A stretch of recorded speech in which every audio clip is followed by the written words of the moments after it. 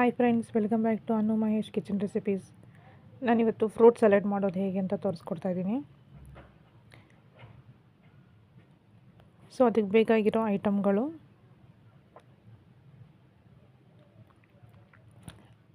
ಒಂದು ಬೌಲ್ನಲ್ಲಿ ಬನಾನಾ ತೊಗೊಂಡಿದ್ದೀನಿ, ಬಾಳೆಹಣ್ಣು ಕಟ್ ಮಾಡ್ಕೊಂಡು, ಸಪೋಟ ಹಣ್ಣು ತೊಗೊಂಡಿದ್ದೀನಿ ಕಟ್ ಮಾಡ್ಕೊಂಡು, ಪೊಮೊಗ್ರಾನೇಟ್ ತೊಗೊಂಡಿದ್ದೀನಿ, ಮತ್ತು 2 ಆ್ಯಪಲ್ನ ಚಿಕ್ಕದಾಗಿ ಕಟ್ ಮಾಡಿ ತೊಗೊಂಡಿದ್ದೀನಿ, ಮತ್ತು ಆರೆಂಜ್ನು ಕೂಡ ಸ್ಲೈಸ್ ಮಾಡಿ ತೊಗೊಂಡಿದ್ದೀನಿ, ಮತ್ತು ಚಿಯಾ ಸೀಡ್ಸ್ನ ವಾಟರ್ನಲ್ಲಿ ಸೋಕ್ ಮಾಡಿ ಇಟ್ಕೊಂಡಿದ್ದೀನಿ 1-2 ಅವರ್.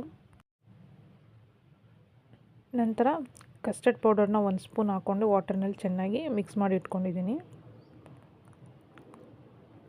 ಮತ್ತು 2 ಟೇಬಲ್ ಸ್ಪೂನ್ ಶುಗರ್ ತೊಗೊಂಡಿದ್ದೀನಿ.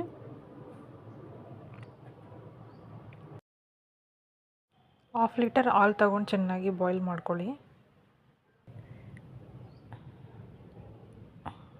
ಹಾಲು ಚೆನ್ನಾಗಿ ಕುದಿಯೋ ಟೈಮಲ್ಲಿ ಕಸ್ಟರ್ಡ್ ಮಿಕ್ಸ್ ಮಾಡಿಕೊಂಡಿದ್ವಲ್ಲ, ಕಸ್ಟರ್ಡ್ದು ವಾಟರ್ ಅದನ್ನು ಹಾಕೋತಾ ಇದ್ದೀನಿ ಇದರಲ್ಲಿ.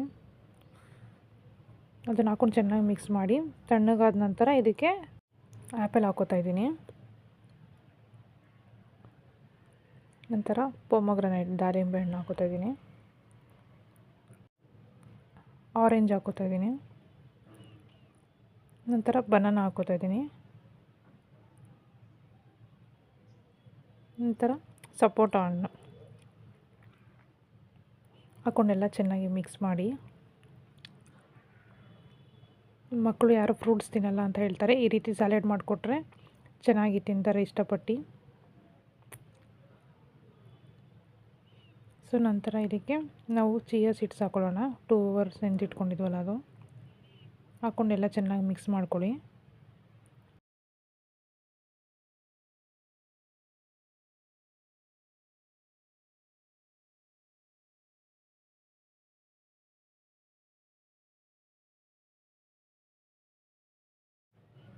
ಫ್ರೂಟ್ ಸಲಾಡ್ ರೆಡಿಯಾಗಿದೆ, ತುಂಬ ಚೆನ್ನಾಗಿ ಬಂದಿದೆ. ಒಂದ್ಸಲ ಟ್ರೈ ಮಾಡಿ ನೋಡಿ.